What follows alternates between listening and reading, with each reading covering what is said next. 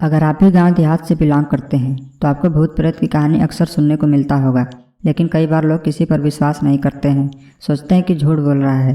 ये कहानी भी एक चुड़ैल की है। एक गांव में कालू नाम का व्यक्ति रहता था। कालू की उम्र 25 साल थी और आप लोगों को तो पता ही है कि गांव में इस उम्र में लोग बच्चों के बाप बन जाते हैं, मतलब शादी में तो बंध ही जाते हैं। कालू की भी लगभग शादी हुए 6 साल हो गए थे और 1.5-2 साल पहले ही उसका गौना हुआ था। उस समय कालू घर पर ही रहता था और अपनी बीए की पढ़ाई पूरी कर रहा था। यह घटना जब घटी उस समय कालू एक 15-20 दिन की सुंदर बच्ची का पिता बन चुका था। एक बात मैं आप लोगों को बता दूं कि कालू की बीवी बहुत ही निडर स्वभाव की महिला थी। यह गुण बताना इसलिए आवश्यक था कि इस कहानी की शुरुआत में इसकी निडरता अहम भूमिका निभाती है। एक दिन की बात है कि कालू की बीवी ने अपनी निडरता का परिचय दिया और अपनी नन्ही बच्ची को बिस्तर पर सोता हुआ छोड़ 4 बजे सुबह उठ गई।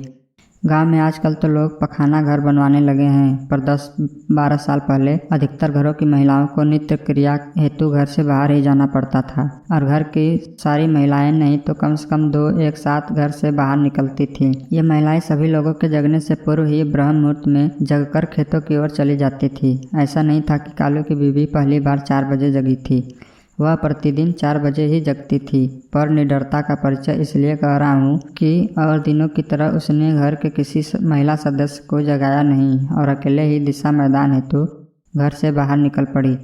दरअसल गांव में लड़कोरी महिला जच्चा जिसका बच्चा अभी 6 महीना तक का न हुआ हो उसको अलवाती बोलते हैं और ऐसा कहा जाता है कि ऐसी महिला पर भूत प्रेत की छाया जल्दी पड़ जाती है या भूत प्रेत ऐसी महिला को जल्दी चपेट में ले लेते हैं। इसलिए ये अलवाती महिलाएं जिस घर में रहती हैं वहां आग जलाकर रखते हैं या कुछ लोग इनके तकिया के नीचे चाकू आदि रखते हैं।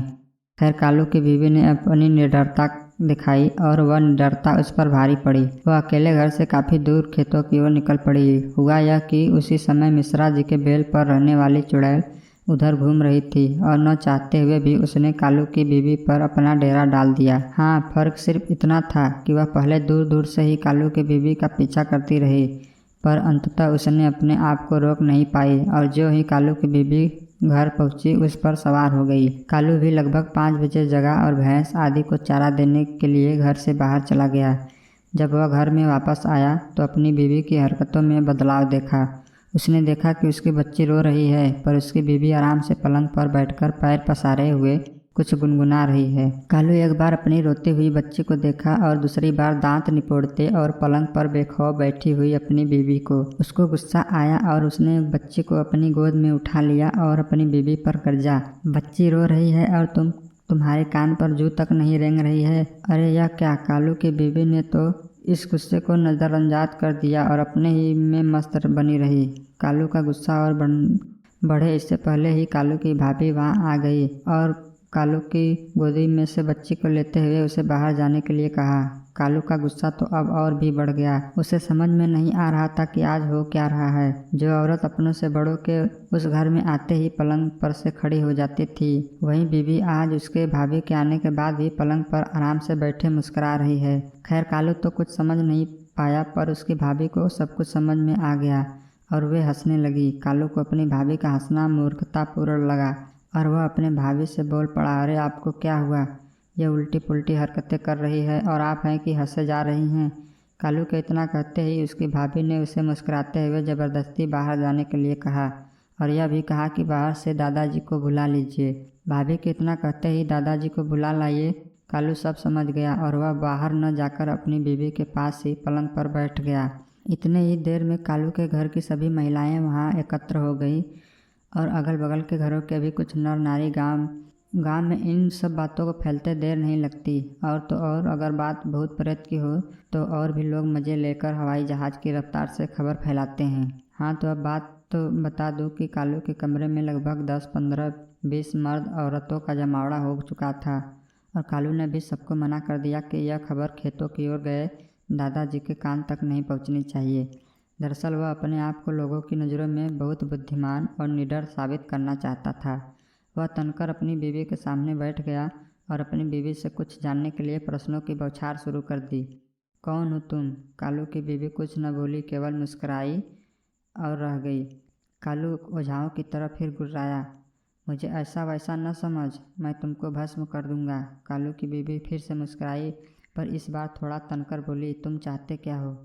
बहुत सारे लोगों को वहाँ पाकर कालू थोड़ा अकड़े बाजू जैसा बोला, तुम मत बोल, मेरे साथ रिस्पेक्ट से बात कर। तुम्हें पता नहीं कि मैं ब्राह्मण कुमार हूँ और उस पर भी बजरंगबली का भक्त। कालू के इतना कहते ही उसकी बीवी थोड़ा घबराकर बोली, मैं पंडित जी के बेल पर की चुड़ैल हूँ। अपनी बीवी के मुख से इतना सुनते ही तो कालू को और भी जोश आ गया। उसे लगने लगा कि अब मैं वास्तव में इस पर काबू पा रहा हूँ। वहाँ खड़े लोग कौतूहलपूर्वक कालू और उसकी बीवी को बातें सुन रहे थे और मन ही मन प्रसन्न हो रहे थे। अरे भाई, मनोरंजन जो हो रहा था उनका। कालू फिर बोला, अच्छा, पर तूने इसको पकड़ा क्यों? तुमको पता नहीं कि यह ब्राह्मण की बहू है और नियमित पूजा पाठ भी करती है? कालू की चुड़ैल पीड़ित बीबी बोली, मैंने इसको जानबूझकर नहीं पकड़ा, इसको पकड़ना तो मेरी मजबूरी हो गई थी। यह इस हालत में अकेले बाहर गई क्यों? खैर, अब मैं जा रही हूँ, मैं खुद ही अब अधिक देर यहाँ नहीं रह सकती। कालू अपनी बीबी की इन बातों को सुनकर बोला, क्यों, क्या हुआ? डर गई न मुझसे? कालू के इतना कहते ही उसकी बीबी मुस्कुराई और बोली, तुमसे क्या डर? मैं तो उससे डर रही हूँ जो इस घर पर लटक रहा है और मुझे जला रहा है। अब उसका ताप मुझसे सहन नहीं हो रहा है। दरअसल बात यह थी कि कालू के घर के ठीक पीछे एक पीपल का पेड़ था और गांव वाले उस पेड़ को पूजते थे। लोगों का विश्वास था कि इस पेड़ पर कोई अच्छी आत्मा रहती है और वह सबकी सहायता करती है। कभी कभी तो लोग उस पीपल के नीचे जवनार आदि भी चढ़ाते थे। और हाँ, इस पीपल की एक डाली कालू के घर के उसी कमरे पर लटकी रहती थी जिसमें कालू की बीवी रहती थी। अपनी बीवी की बात सुनकर कालू हंसा और बोला,